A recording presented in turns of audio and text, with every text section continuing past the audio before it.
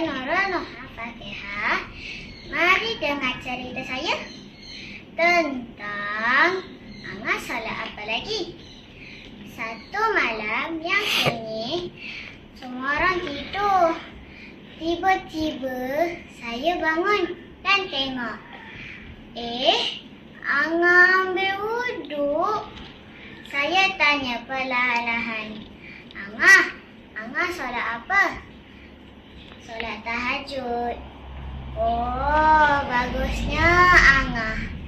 Selepas solat tahajud, Angah berdiri lagi. Saya tanya lagi, Angah solat apa lagi? Solat hajat. Banyak betul hajat Angah ni. Ingatkan dah habis. Angah sambung lagi.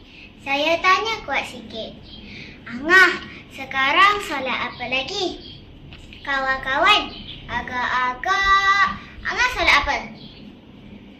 Betul, solat taubat.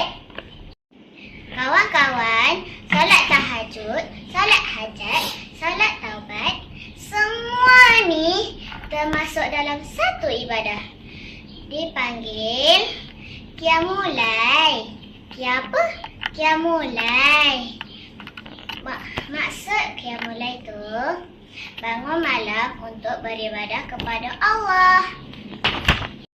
Solat tahajud tanda kita cinta kepada Allah. Solat hajat tanda kita perlukan Allah.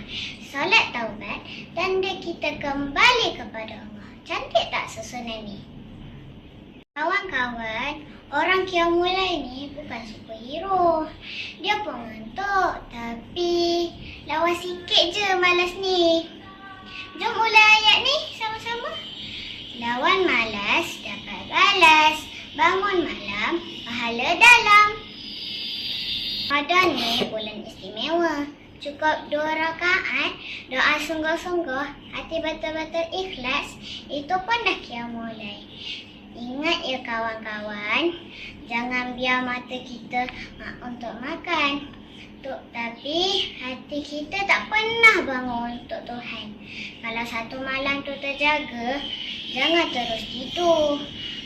Mungkin malam tu Allah sedang tunggu suara kita. Sekian. Wassalamualaikum warahmatullahi wabarakatuh.